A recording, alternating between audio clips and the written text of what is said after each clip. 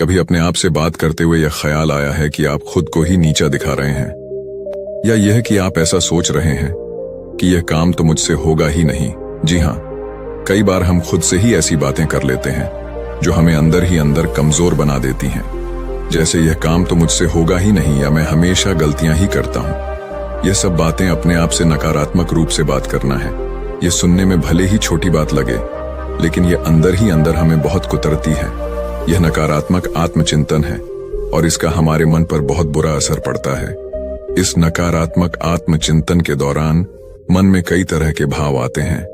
कभी गुस्सा आता है खुद पर, कभी निराशा होती है, अपनी काबिलियत पर शक होने लगता है। ऐसा लगने लगता है कि मानो हम हर काम में असफल ही होंगे। ऐसा लगता है मानो हम खुद अपने सबसे बड़े दुश्मन बन गए हैं। इससे हमारा आत्मविश्वास कमजोर पड़ जाता है और हम नया करने से भी कतराने लगते हैं। हमें आगे बढ़ने के लिए सकारात्मक सोच बहुत जरूरी होती है, लेकिन नकारात्मक आत्मचिंतन को समझ ही न पाए तो जिंदगी भर हम पीछे ही रह जाते हैं। नतीजा ये होता है कि हम अपनी क्षमता से कम हासिल कर पाते हैं और जिंदगी में आगे बढ़ने में मुश्किलें आती हैं। तो चलिए आज इसी नकारात्मक विचार को समझने की कोशिश करें और देखें कि इससे कैसे बचा जा सकता है। एक बार फिर से बुधा स्टोरियन की वीडियो में आपका स्वागत है। तो चलिए कहानी शुरू करते हैं। दोस्तों, बहुत समय पहले की बात है। एक नगर में लोग खुशियां मना रहे थे। उस नगर में खुशियों का माहौल था। एक तरफ जहां लोग खुशियां मना रहे थे, वहीं पर दूसरी तरफ एक लड़का उन सबसे अलग होकर एक पेड़ के किनारे उदास होकर बैठा था। उसे मन ही मन यह चिंता सताई जा रही थी कि परीक्षा नजदीक आ चुकी थी और वह चाहकर भी पढ़ाई नहीं कर पा रहा था। वह चाहकर भी पढ़ाई में मन नहीं लगा पा रहा था। वह जितना पढ़ाई के बारे में सोचता, उसके चेहरे पर उतनी ही निराशा और हताशा बढ़ जाती। वहीं सभी विचारों के बारे में सोच ही रहा था कि तभी वहां से एक गुरुवर गुजर रहे थे। उन्होंने जब उस लड़के को देखा तो वह यह समझ चुके थे कि लड़का कुछ परेशान है, जरूर कोई समस्या है। इसलिए वह उस लड़के के पास पहुंचे और उस लड़के से कहते हैं, क्या बात है बेटा? पूरा गांव खुशियां मना रहा है, गांव में खुशियों का माहौल है और तुम यहाँ इस सुनसान जगह पर इस पेड़ के नीचे अकेले बैठे हो और तुम बहुत उदास भी लग रहे हो। आखिर क्या बात है?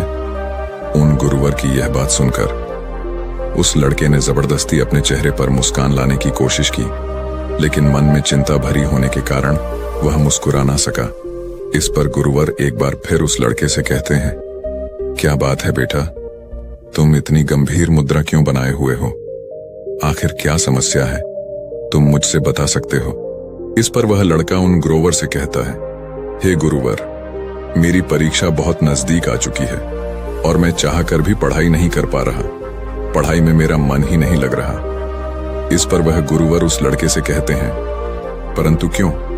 इसके पीछे कोई तो कारण होगा। इस बार वह लड़का उन गुरुवर से कहता है, हे गुरुवर, मैं जब भी पढ़ाई करने बैठता हूँ और इस बीच अगर कहीं भी मैं अटक जाता हूँ तो मेरे मन में तरह तरह की शिकायतें उभरने लगती हैं।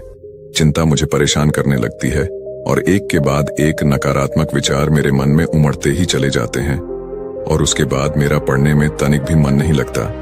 मैं चाहकर भी पढ़ाई में मन लगा ही नहीं पाता और देखते ही देखते जब मैं उन नकारात्मक विचारों के सामने हार जाता हूँ तो मैं अपनी किताबें बंद कर देता हूँ और फिर ऐसे ही कहीं पर निकल जाता हूँ, कभी अपने मित्रों के साथ तो कभी अपने आस पड़ोस के लोगों के साथ। मैं अपना काफी समय यूं ही खराब कर देता हूँ। हालांकि भीतर से तो मैं चाहता हूँ कि मैं पढ़ाई करूँ, अन्यथा मुझे इसका परिणाम भोगना होगा, लेकिन मैं चाहकर भी पढ़ाई कर नहीं पा रहा और ऐसा करीब पिछले 2 महीनों से मेरे साथ हो रहा है। मैं इन नकारात्मक विचारों से जितना पाने की कोशिश करता हूँ, ये नकारात्मक विचार मुझे उतना ही घेर लेते हैं और ये मुझे डराते हैं, मुझे परेशान करते हैं। मैं चाहकर भी इनसे छुटकारा नहीं पा रहा। उन गुरुवर ने उस लड़के की सारी बातें ध्यानपूर्वक सुनी और फिर वह उस लड़के से कहते हैं, बेटा, मैं तुम्हारी मन की बातें समझ रहा हूँ, लेकिन क्या तुम इसे एक उदाहरण के तौर पर समझा सकते हो? इस पर वह लड़का उन गुरुवर से कहता है, हे गुरुवर, परीक्षा बहुत नजदीक है और मैंने कुछ हद तक पढ़ाई भी कर ली है, लेकिन जो बची हुई पढ़ाई है उसके लिए मुझे हर दिन करीब 10 से 14 घंटे तक यूं ही मन लगाकर पढ़ना होगा। इसके बिना मैं किसी भी हालत में अपनी पढ़ाई पूरी नहीं कर पाऊंगा। जब यह ख्याल मेरे मन में आता है तो मैं डर जाता हूँ। मैं भीतर ही भीतर कांप उठता हूँ और देखते ही देखते मेरी हिम्मत जवाब देने लगती है और मैं हार मान लेता हूँ। और फिर उसके बाद मेहनत करने का मानो मेरा मन ही नहीं होता। मैं चाह कर भी ध्यान नहीं लगा पाता। और अगली चीज जो मुझे परेशान कर रही है, तभी फिर गुरुवर ने कहा, रुको रुको बेटा। उन गुरुवर ने उस लड़के को रोकते हुए कहा, पहले हम एक एक करके तुम्हारे मन के उन नकारात्मक विचारों को समझने की कोशिश करते हैं, उन चिंताओं के पार जाने की कोशिश करते हैं, उनसे कुछ सीखने की कोशिश करते हैं। इतना कहकर गुरुवर उस लड़के से कहते हैं, बेटा तुम यह कहना चाहते हो कि तुम्हें इस बात की चिंता है कि तुम अपनी बची हुई पढ़ाई कैसे पूरी करोगे, तुम एक दिन में इतनी मेहनत कैसे करोगे। तो क्या तुम्हें इस चिंता के पीछे कहीं ना कहीं शिकायत तो नहीं नजर आ रही क्या? उन गुरुवर की यह बात सुनकर वह लड़का थोड़ा सा हिचकिचाते हुए उन गुरुवर से कहता है, हे गुरुवर, कैसी शिकायत? इस पर वह गुरुवर मुस्कुराते हुए उस लड़के से कहते हैं, बेटा जब पढ़ाई करते वक्त तुम कहीं पर अटक जाते हो और बची हुई पढ़ाई के बारे में जब तुम सोचते हो, तब तुम खुद से शिकायत करते हो कि मैं तो कमजोर हूं, मैं इतनी मेहनत नहीं कर सकता, मैं भला ये कैसे कर पाऊंगा, मैं भला एक साथ 10 से 14 घंटे तक कैसे पढ़ाई कर सकता हूं। जरा खुद से पूछो, ये जो शिकायतें तुम खुद से कर रहे हो, ये सच है या झूठ, या केवल ये सभी तुम्हारे मन की एक सोच है। उन गुरुवर के इतना कहने पर वह लड़का कुछ देर के लिए मौन हो गया। उसे कुछ समझ नहीं आ रहा था कि वह उन गुरुवर को क्या जवाब दे। तभी वह गुरुवर उस लड़के से कहते हैं, बेटा ऐसा कहाँ लिखा है कि तुम इतनी मेहनत नहीं कर सकते? ऐसा कहाँ लिखा है कि तुम्हारे पास इतनी मेहनत करने की क्षमता नहीं है? क्या किसी ने तुमसे ऐसा कहा है कि तुम इतना ध्यान लगाकर पढ़ाई नहीं कर सकते? इस बारे में वह लड़का जवाब देते हुए उन गुरुवर से कहता है, हे गुरुवर, आप सत्य कहते हैं, ऐसा तो मुझसे किसी ने नहीं कहा। इस पर वह गुरुवर उस लड़के से कहते हैं, बेटा तो तुमने खुद से यह कैसे मान लिया कि मैं इतना कमजोर हूं और मैं ऐसा नहीं कर सकता, मैं ध्यान लगाकर पढ़ाई नहीं कर सकता? यह सब केवल तुम्हारे मन का एक भ्रम है। तो तुम्हारे मन की एक सोच है जिसे तुम अनजाने में बार बार सोचकर उस पर विश्वास करके उसे सच बना रहे हो। गुरुवर अपनी बात पूरी कर ही रहे थे कि तभी वह लड़का उन गुरुवर की बात काटते हुए कहता है, हे गुरुवर, अगर यह सच नहीं है तो फिर सच क्या है? उस लड़के की यह बात सुनकर गुरुवर मुस्कुराने लगे और उस लड़के से कहते हैं, बेटा सच ये है कि तुम्हारे अंदर कितनी काबिलियत है, ये जानने के लिए तुम्हें आखिरी हद तक मेहनत करनी होगी, तुम्हें अपनी पूरी कोशिश करनी होगी। जब तुम अपनी पूरी क्षमता पर कार्य करोगे, अपनी पूरी क्षमता के साथ पढ़ाई करोगे, तभी तुम्हें पता चल पाएगा कि सच में तुम्हारी क्षमता क्या है। इस पर वह लड़का उन गुरुवर से कहता है, हे गुरुवर, तो अब मुझे क्या करना चाहिए? इस पर वह गुरुवर उस लड़के से कहते हैं, बेटा मेरी बात ध्यान से समझो, हर चिंता के पीछे एक सकारात्मक संदेश होता है जिसे हमें पहचानने की आवश्यकता होती है। जैसे जब तुम्हारे मन में यह चिंता प्रकट होने लगी कि मैं अपनी बाकी की पढ़ाई इतनी जल्दी पूरी कैसे करूंगा, तो इस चिंता के पीछे सकारात्मक संदेश क्या था? इस पर वह लड़का कुछ देर सोच विचार करने के बाद उन गुरुवर से कहता है, हे गुरुवर, यहीं की परीक्षा बहुत करीब है और मुझे पूरा ध्यान और अपनी शक्ति लगाकर पढ़ने की जरूरत है। इस पर गुरुवर कहते हैं, बिल्कुल सही। तभी वह लड़का उन गुरुवर से कहता है, ठीक है, यह तो बहुत अच्छा तरीका है, इससे तो मैं आसानी से अपनी पढ़ाई पर ध्यान लगा सकता हूं। इतना कहकर वह लड़का वहां से जाने लगा। तभी गुरुवर उस लड़के से कहते हैं, रुको बेटा, अभी चिंता पूरी तरह से पार नहीं हुई है। जब भी तुम उस चिंता के पीछे का सकारात्मक संदेश समझ लो तो उसके लिए धन्यवाद करो और आगे बढ़ो। अपने से कहो कि मैंने उस चिंता के पीछे का संदेश समझ लिया है और अब मैं पूरी ईमानदारी के साथ मेहनत करने के लिए तैयार हूँ। मैंने यह भी स्वीकार कर लिया है कि मेहनत करने में मुझे कष्ट भी होगा, तकलीफ भी उठानी पड़ेगी, लेकिन मैं हार नहीं मानूंगा। ये संदेश मुझ तक पहुंचाने के लिए आपका शुक्रिया। आगे गुरुवर लड़के से कहते हैं, जब तुम खुद से ऐसा कहोगे तो तुम्हें तत्काल अच्छा महसूस होगा, हल्का महसूस होगा, क्योंकि तुम्हारे अंदर का विद्वंद युद्ध पूरी तरह से समाप्त हो चुका होगा और तुमने उस चिंता के पीछे का संदेश भी अच्छी तरह से समझ लिया होगा। तुमने यह स्वीकार कर लिया है कि हाँ, मुझे लंबे समय तक ध्यान करने की आवश्यकता है। मुझे मेहनत करने की आवश्यकता है। साथ में मुझे थोड़ी सी कष्ट और तकलीफ भी उठानी पड़ेगी। हो सकता है कि इससे मुझे थोड़ी थकान भी हो, लेकिन मैं मेहनत करने से पीछे नहीं हटूंगा। यह सब स्वीकार करते ही तुम्हारे अंदर एक ऊर्जा उत्पन्न होगी, और ऐसा इसलिए होगा क्योंकि तुम्हारे मन का बोझ पूरी तरह से हल्का हो चुका है। तुमने उन चीजों को स्वीकार कर लिया है जो चीजें तुम्हारा मन तुमसे स्वीकार करवाना चाहता था, किंतु अब यही मौका है। इस मौके को खाली मत जाने देना और तत्काल इस पर निर्णय लेना, तत्काल इस पर कार्य करना, तत्काल इस सकारात्मक संदेश को अपना विश्वास बना लो। इसे बार बार दोहराओ ताकि तुम इस पर पूरी तरह से विश्वास करने लगो। आगे वह गुरुवर उस लड़के से कहते हैं, बेटा, यह कठिनाई का ही समय होता है। जो कुछ कर दिखाने का हो, दर्द को ताकत में बदलने का होता है। इस दुनिया में जितने भी महान लोग हैं, जिन्होंने भी अपने जीवन में कुछ बड़ा हासिल किया है, उन्होंने इसी तरह अपनी शिकायतों, अपनी कमजोरियों को ताकतवर और सकारात्मक सोच में बदला है। उस पर पूर्ण रूप से विश्वास किया है, और तभी वे लोग इतनी ऊंचाइयों तक पहुंच पाए हैं। आगे गुरुवर उस लड़के से कहते हैं, बेटा, अब तुम मुझे अपनी अगली समस्या बताओ और इसका निवारण भी तुम खुद ही करो। इस पर वह लड़का कुछ देर सोच विचार करने के बाद उन गुरुवर से कहता है, हे गुरुवर, कभी कभी मुझे लगता है कि मैंने बहुत समय खराब कर दिया। मैं हार चुका हूं। अगर मैंने 6 महीने पहले मेहनत की होती, इन चीजों की शुरुआत कर दी होती, तो आज मैं कहीं और होता। मुझे ऐसा लगता है कि अब इतनी मेहनत करके मुझे कोई लाभ नहीं होगा। इस पर गुरुवर उस लड़के से कहते हैं, बेटा, अब मुझे यह बताओ, इस चिंता के पीछे शिकायत क्या है? वह लड़का उन गुरुवर की बात मानते हुए कुछ देर के लिए उन विचारों पर सोचता है, लेकिन उसे कुछ भी समझ नहीं आता। तभी गुरुवर उस लड़के से कहते हैं, बेटा, तुम खुद से शिकायत कर रहे हो कि तुमसे गलती हुई है और अब मैं इसे सुधार नहीं सकता। तुम्हें ऐसा लगता है कि गलती होना मतलब हार मानना, लेकिन जरा अपने आप से पूछो कि जो शिकायत अपने आप से कर रहे हो, यह कोई सच है या केवल सोच? इस पर वह लड़का कुछ देर सोच विचार करने के बाद उन गुरुवर से कहता है, हे गुरुवर, गलती मतलब हार मानना होता है। यह तो मेरी एक सोच है, लेकिन सच क्या है? इस पर गुरुवर उस लड़के से कहते हैं, बेटा, जब तुम संघर्ष करोगे तो तुम्हें खुद ही पता चल जाएगा। लेकिन अब मेरा यह प्रश्न है कि मुझे यह बताओ कि इस चिंता के पीछे का सकारात्मक संदेश क्या है? इस पर वह लड़का कुछ देर फिर से सोच विचार कर उन गुरुवर से कहता है, इस चिंता के पीछे का सकारात्मक संदेश यह है कि अब मैं यह गलती दोबारा नहीं होने दूंगा।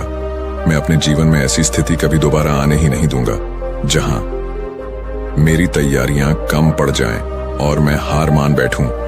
आगे वह लड़का उन गुरुवर से कहता है, हे गुरुवर, चिंता के पीछे का यह सकारात्मक संदेश मुझे मिल चुका है। आपसे मैं ऐसी गलतियां कभी नहीं होने दूंगा। मैं हमेशा सीखता रहूंगा। ऐसे में सही कर्म करने के पीछे ध्यान दूंगा। हर कर्म को सही समय पर करूंगा। इतना कहकर वह लड़का उन गुरुवर से फिर कहता है, हे गुरुवर, उस सकारात्मक संदेश को स्वीकार करने के बाद मुझे अब बहुत अच्छा लग रहा है। मैंने भी नहीं सोचा था कि इन चिंताओं के पीछे जो सकारात्मक संदेश होते हैं वह इतने ज्यादा शक्तिशाली होते हैं। आगे वह लड़का उन गुरुवर से कहता है, हे गुरुवर, कृपया करके मुझे एक बार और इसे अच्छे से समझाइए। मैं इसे अच्छे से समझना चाहता हूं ताकि मैं ऐसी गलतियां दोबारा ना करूं। आगे लड़का उन गुरुवर से अपनी अगली चिंता बताते हुए कहता है, हे गुरुवर, मुझे इस बात की बहुत चिंता होती है। इतनी पढ़ाई करने के बाद भी यदि मेरा चयन ना हुआ तो मेरे रिश्तेदार, मेरे साथी और मेरे गांव वाले क्या कहेंगे? इस पर गुरुवर मुस्कुराते हुए उस लड़के से कहते हैं, बेटा, चिंता के पीछे की शिकायत देखो। इस पर वह लड़का कुछ देर शांत हो गया और कुछ देर सोच विचार करने के बाद वह गुरुवर से कहता है, हे गुरुवर, मैं खुद से कह रहा हूं कि लोग मुझे पसंद करेंगे तो ही मैं खुद को पसंद करूंगा। इसका अर्थ यह हुआ कि मैं दूसरों की सोच पर निर्भर हूं। मैं दूसरों के हाथों की कठपुतली हूं और मुझे इस बात की चिंता हो रही है। हे गुरुवर, मैं सोच रहा हूं, मैं जो इस शिकायत के पीछे का संदेश समझ पा रहा हूं वह सच है या केवल सोच? इस पर वह गुरुवर एक बार फिर उस लड़के से कहते हैं, बेटा, यदि तुम दूसरों की नजरों से खुद को नापोगे तो हमेशा खुद को छोटा ही पाओगे, क्योंकि छोटे लोग दूसरों के बारे में छोटा ही सोचते हैं। और इसी के विपरीत सच ये है कि यह तुम्हारा काम है कि तुम खुद की इज्जत करो, जो भी तुम कार्य कर रहे हो उसकी इज्जत करो और खुद पर भरोसा करो। यही सच है। तुम अपने बारे में कैसा महसूस करते हो, खुद पर कितना विश्वास करते हो, केवल और केवल यही मायने रखता है। आगे गुरुवर उस लड़के से कहते हैं, अब मुझे यह बताओ कि इस चिंता के पीछे का सकारात्मक संदेश क्या है। इस पर वह लड़का उन गुरुवर से कहता है, हे गुरुवर, इस चिंता के पीछे का सकारात्मक संदेश यही है कि हमें नकारात्मक विचारों से बचकर रहना चाहिए और हमें ऐसे विचार सोचने चाहिए, ऐसे विचारों पर ध्यान देना चाहिए जो हमें शक्ति दे। आगे वह लड़का कहता है, इस शक्तिशाली संदेश के लिए मैं आपका आभारी हूं। हमेशा सतर्क रहने की और अच्छे विचारों पर बार बार ध्यान देने की जिम्मेदारी को मैं स्वीकार करता हूं। आज से केवल और केवल मैं खुद पर विश्वास करूंगा, अपने कर्मों पर विश्वास करूंगा और मैं यह देखूंगा कि मैं क्या कर रहा हूं और मुझे क्या करना चाहिए। क्या मैं सही राह पर हूं या नहीं। मैं स्वीकार करता हूं कि आज से केवल मैं अपनी नजरों से खुद को देखूंगा। कौन मेरे बारे में क्या कह रहा है, इससे मुझे कोई फर्क नहीं पड़ने वाला। इतना कहकर वह लड़का उन गुरुओं से कहता है, हे गुरुवर, मेरी समस्या तो सुलझ गई। अब मुझे बहुत अच्छा लग रहा है, हल्का महसूस कर रहा हूं। इस पर वह गुरुवर उस लड़के से कहते हैं, बेटा, जो भी तुमने अभी कुछ कहा है उसे तुम याद रखना और इसे कहीं पर लिख लेना और इस पर तत्काल कार्य करना, ताकि तुम हर दिन यह देख सको कि तुम किस प्रकार नकारात्मक विचारों के प्रति सतर्क हो और तुम किस प्रकार प्रेरणा देने वाले विचारों पर ध्यान केंद्रित कर पा रहे हो। आगे वह गुरुवर उस लड़के से कहते हैं, ठीक इसी प्रकार तुम एक छोटी सी कार्यवाही करके खुद को यह एहसास दिला सकते हो, खुद को याद दिला सकते हो, खुद को साबित कर सकते हो कि तुम चिंता और शिकायतों से कहीं बड़े हो। और इसी प्रकार बार बार अपने विचारों पर कार्यवाही करने से हम अपने भीतर एक सकारात्मक मान्यताएं बना लेते हैं जिन पर हम विश्वास करते हैं और देखते ही देखते हम उन विश्वासों पर आंख बंद करके भरोसा करने लग जाते हैं। आगे गुरुवर उस लड़के से कहते हैं, इसलिए बेटा, इसी तरह से जब भी तुम्हें चिंता परेशान करे तो सबसे पहले चिंता के पीछे की शिकायत देखो और यह पता करो कि शिकायत सच है या फिर केवल सोच। इससे आपके और शिकायत के बीच में थोड़ी दूरी बनेगी। इस शिकायत का कड़वापन और असर थोड़ा सा कम होगा और आप उसके बारे में जानो, उसे पहचानने की कोशिश करो, उसके पीछे का सकारात्मक संदेश जानने की कोशिश करो और एक नई मान्यता तैयार करो। तभी तुम अपने जीवन में सही ऊंचाइयों को छू पाओगे, अपने जीवन में उन ऊंचाइयों तक पहुंच पाओगे जिनकी तुम कल्पना करते हो। इतना कहकर वह गुरुवर शांत हो गए और उस लड़के को भी अभी समझ में आ चुका था कि वह अपने जीवन में बेवजह की चीजों से डर रहा था, जबकि उसे अपने विचारों से लड़ने की जरूरत थी और वह अपने आप से लड़ रहा था। उसने जाने अनजाने अपने मन में नकारात्मक विचारों की मान्यता तैयार कर ली थी जिन पर वह आंख बंद करके भरोसा करने लगा था, किंतु उसे तो अपने सकारात्मक विचारों पर ध्यान केंद्रित करना चाहिए था। इसके बाद उस लड़के ने गुरुवर को प्रणाम किया और वापस घर लौट आया। अब से वह दिन रात मेहनत करने लगा, खूब मन लगाकर पढ़ाई करने लगा और जब उसके मन में कोई नकारात्मक विचार उत्पन्न होते तो वह उस नकारात्मक विचारों के पीछे का संदेश समझता और खुद से उन गलतियों को स्वीकार करता जिससे उसके मन में सकारात्मक ऊर्जा का निर्वाह होता और अपनी कमजोरियों को ताकत बनाकर वह आगे बढ़ता जाता। तो दोस्तों, उम्मीद है इस वीडियो से आपको काफी कुछ सीखने को मिला होगा और अगर कुछ सीखने को मिला हो तो हमारे इस वीडियो को लाइक, सब्सक्राइब जरूर कर लीजिएगा और साथ ही कमेंट में नमो बुद्धाय जरूर लिखिएगा। धन्यवाद।